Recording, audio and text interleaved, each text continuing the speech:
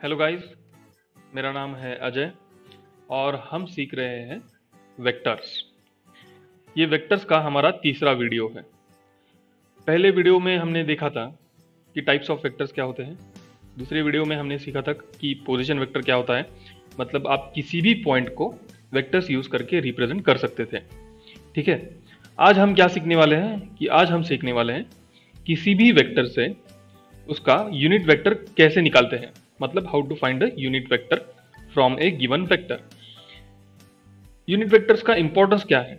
तो बेसिकली हमें पता है कि यूनिट वेक्टर का मैग्नीट्यूड 1 होता है और इसीलिए यूनिट वेक्टर हमेशा सिर्फ डायरेक्शन रिप्रेजेंट करने के लिए यूज करते हैं।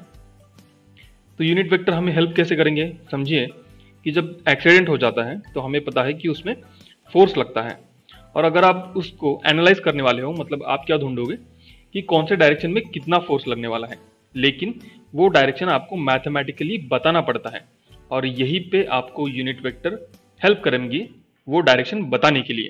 तो आइए शुरू करते हैं। हमने अभी तक 3 स्टैंडर्ड यूनिट वेक्टर्स देखे हैं। कौन कौन से है वो? आई, जे और के। लेकिन देखो, मैं आपको एक वेक्टर दूंगा। वेक्टर है ओ पी।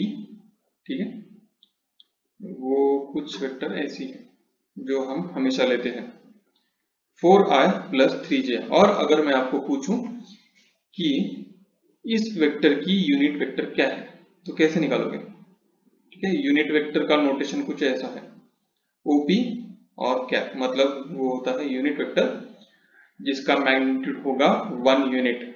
ठीक है, यूनिट वेक्टर का मीनिंग याद रखना। तो कैसे निकालते हैं, आइए देखते हैं। पहले कुछ बेसिक चीजें देखेंगे, जैसे कि जब हम कुछ डिवाइड करते हैं, जैसे कि 8/8, 17/17, या फिर कोई बड़ा नंबर देख लो 14,732 डिवाइडेड बाय 14,732। इन सब में कॉमन क्या है कि हम उसी नंबर को उसी नंबर से डिवाइड कर रहे हैं। ठीक है, उसी क्वांटिटी को उसी क्वांटिटी से डिवाइड कर रहे हैं और रिजल्ट क्या आता है? 1। सेम यही लॉजिक सेम यही लॉजिक हमें अब यूनिट वेक्टर निकालने के लिए लगाना है। मतलब हम वेक्टर लेंगे जो हमको दिया है और हम उसको डिवाइड करेंगे उस वेक्टर के मैग्नीट्यूड से। ठीक है, पहले 2 एग्जांपल सिंपल लेंगे और फिर बाद में इस वेक्टर का, इस ओपी बार का यूनिट वेक्टर निकालेंगे। पहला एग्जांपल कुछ ऐसा है। सोचो कि आपको कोई वेक्टर दिया गया है O A bar is equal to 8i। अब हमने वेक्टर थोड़े से अच्छे पढ़े हैं तो हमें पता है कि हमें दिमाग में आ जाता है कि ये वेक्टर कैसा है। अगर i लिखा है तो ये वेक्टर जाएगा x डायरेक्शन में और इसका मैग्नीट्यूड होगा 8, राइट। अब वैसे तो आंसर सिंपल है, लेकिन अब हम वो लॉजिक लगाने वाले हैं, इसलिए हम थोड़ा डिटेल में लिख रहे हैं। नहीं तो आपको भी आंसर पता है कि ये वेक्टर पूरा का पूरा कौन से डायरेक्शन में जा रहा है, ये जा रहा है एक्स डायरेक्शन में, और एक्स डायरेक्शन में ये यूनिट वेक्टर कौन सा होता है? आई। तो हमें आंसर ऑलरेडी पता है कि इसका यूनिट वेक्टर क्या होगा, लेकिन अब हम ये वाला लॉजिक लगाएंगे कि उसी वेक्टर को उसके मैग्नीट्यूड से डिवाइड करेंगे। मतलब कैसे निकालना है क्या यूनिट वेक्टर? तो हम लिखेंगे ओ ए कैप, ये उसका सिंबल है। ठीक है, अब दिया क्या है वेक्टर 8i। ठीक है, उसका मैग्नीट्यूड क्या है? ये है उसका मैग्नीट्यूड 8। ठीक है, डिवाइड कर लिया तो आपको क्या मिलेगा? 8i डिवाइडेड बाय 8, और आपको मिल गया यूनिट वेक्टर i। सोचो कि आपको वेक्टर दिया है ओ बी बार और वो कुछ ऐसा है 3j।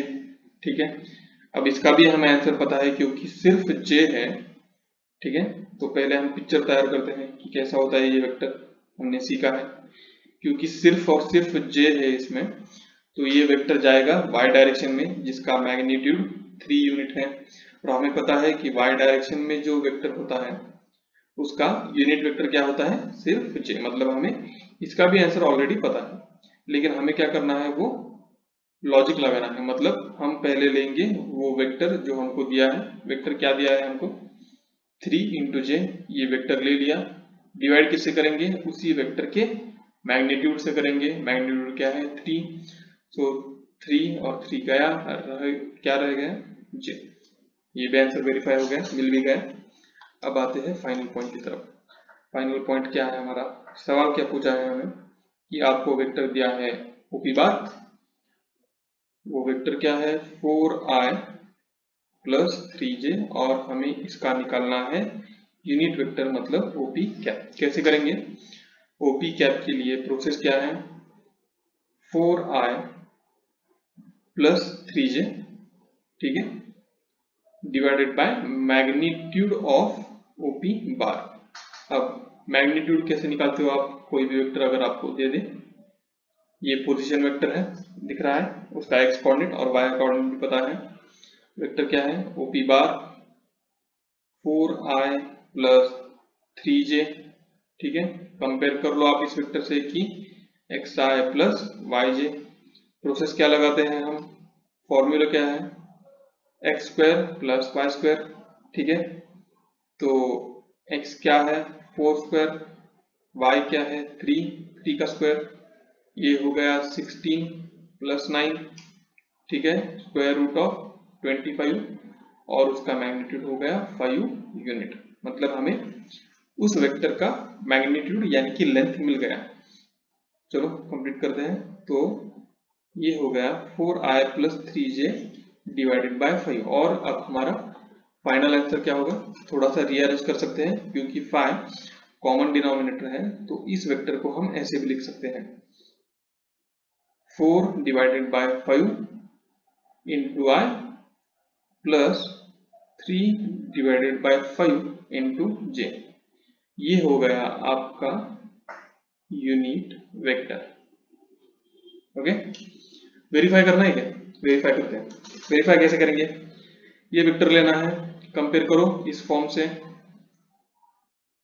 आप वेरीफाई करेंगे मतलब क्या, ये ओपी कैप है ना, हम क्या बोल रहे हैं कि ये है यूनिट वेक्टर। अगर ये यूनिट वेक्टर है तो इसका मैग्नीट्यूड कितना आना चाहिए, उसका मैग्नीट्यूड आना चाहिए सिर्फ और सिर्फ 1। अब हमें पता है कि कोई भी वेक्टर का लेंथ कैसे निकालते हैं या फिर मैग्नीट्यूड कैसे निकालते हैं, मतलब यहाँ ओपी कैप मॉड, इसका लेंथ कैसे निकालेंगे, हम क्या करेंगे उसका x कंपोनेंट जो कि है 4/5, उसका लेंगे 4/5, उसका लेंगे स्क्वायर, प्लस 3/5 उसका लेंगे स्क्वायर। वैसे तो हम सिर्फ रिवर्स ही जा रहे हैं, लेकिन ठीक है क्योंकि आपको ये समझ में आया इसीलिए करें। तो 4/5 का क्या हो गया 16/25, ठीक है। ये 3/5 का क्या हो गया 9/25, 25 कॉमन है तो एक साथ लिख दो 25, और ऊपर क्या हो गया 16 प्लस 9, ठीक है, मतलब 25/25, और ये आ गया आपका 1। मतलब ओपी कैप की लेंथ कितनी हो गई आपकी 1 यूनिट। आ गया समझ, वेरीफाई हो गया। अब देखते हैं रिप्रेजेंटेशन, मतलब उसका डायरेक्शन क्या होगा।